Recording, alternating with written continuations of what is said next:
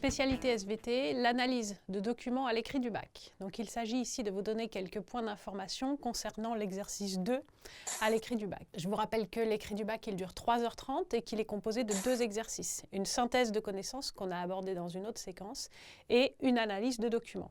Cette analyse de documents, vous pourrez y consacrer 1h30 à 2h et elle vous rapportera jusqu'à 8 ou 9 points sur 15 puisque l'ensemble de l'écrit est noté sur 15 points et complété ensuite par l'épreuve de CE. Alors, cette analyse de documents, d'abord si on s'intéresse au sujet, vous ne soyez pas surpris, il comporte de nombreux documents. Alors, nombreux documents, ça veut dire en général plus de 3 ou 4, ça peut aller jusqu'à 6, voire 7 documents. Donc ça va déjà vous prendre un certain temps de les parcourir et de comprendre un petit peu de quoi il s'agit. Ces documents, ils vont porter sur un thème du programme qui peut être restreint ou au contraire plus large, par exemple toute la géologie, partie datation et partie reconstitution du passé géologique de la Terre, ou bien sur l'ensemble de ce que vous aurez vu sur le climat, par exemple. Ils seront donc en lien avec un thème du programme et ils vont vous imposer une problématique sous forme d'une question formulée précisément dès le début du sujet et à laquelle on vous demande de répondre par des arguments scientifiques. En revanche, ce sujet, il va vous laisser libre concernant la démarche que vous souhaitez adopter. Alors, je vais y revenir à la façon dont vous allez construire une démarche avant de vous lancer dans la rédaction de l'exercice. Attention, donc cet exercice d'analyse de documents, c'est un exercice qui impose un raisonnement scientifique. Le raisonnement scientifique, il part d'observation. Vous ne pouvez pas commencer par vos connaissances. La partie restitution de connaissances est plutôt consacrée à l'exercice de synthèse, même si c'est aussi un exercice d'argumentation. Ici, on vous demande de partir du concret et non pas d'illustrer par du concret. Partir du concret, ça veut dire partir des documents qui vous sont fournis. Donc, c'est obligatoire de partir des observations et ces observations, ce sont celles que vous allez faire au fur et à mesure de l'analyse de vos documents. Vous ne partez pas de vos connaissances, en fait il s'agit de reprendre une démarche à laquelle vous êtes habitué normalement, qui part de ce qu'on voit, de ce qu'on observe dans les documents, puis on ajoute des connaissances, donc je vois que ceci, j'observe cela, nous pouvons constater ceci ou cela sur les documents. Or, je sais que, et c'est là qu'on va apporter des connaissances qui vont permettre d'expliquer ce qu'on a observé dans les documents, et donc d'arriver à des déductions, qui seront d'abord des déductions partielles, puis des déductions globales qui vous amèneront à la conclusion qui vous permettra de répondre à la problématique. Donc cette démarche d'analyse, même si elle n'est pas explicitement attendue rédigée comme ça, il faudra bien sûr partir des observations, y ajouter vos propres connaissances pour arriver à des déductions et des conclusions. C'est la démarche classique que vous avez dû adopter pendant toutes vos années de SVT au lycée.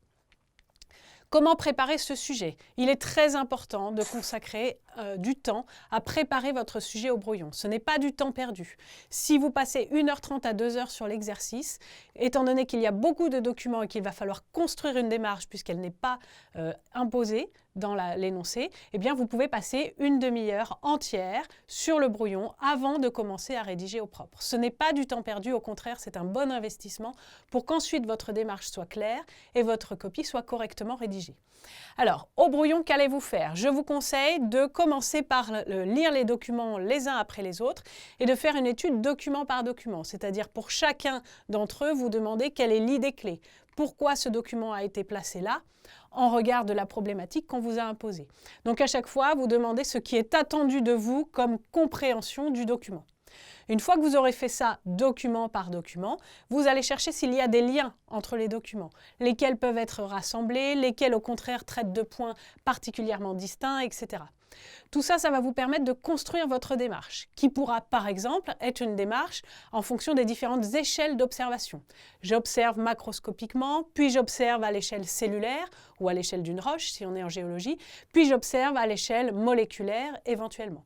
Ça pourrait être aussi une démarche en différents thèmes. J'observe d'abord quelque chose sur le système nerveux, puis je vais travailler sur le muscle qui est commandé par le système nerveux.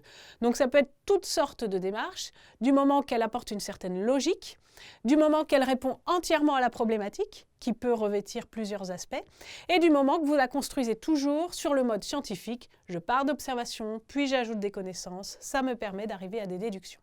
Une fois que vous aurez commencé à construire cette démarche au brouillon, vous pourrez réfléchir à l'organisation de votre copie.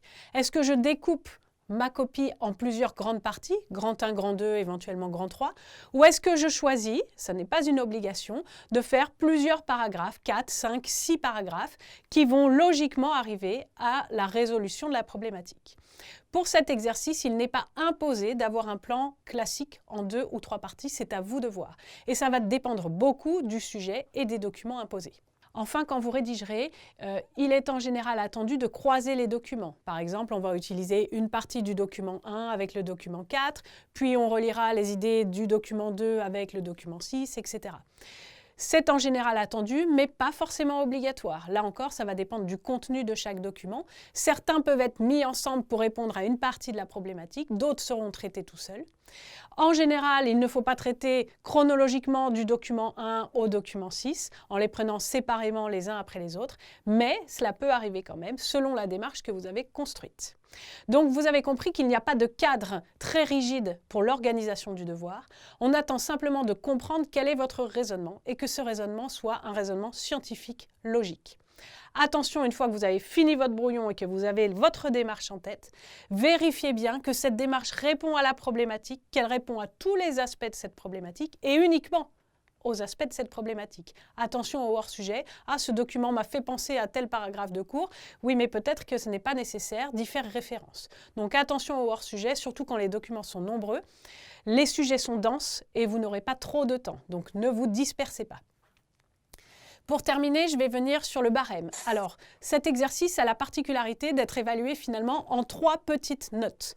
On va d'abord évaluer votre démarche de résolution, comment vous avez construit votre raisonnement. C'est donc une démarche personnelle et on va l'évaluer sur 2 points.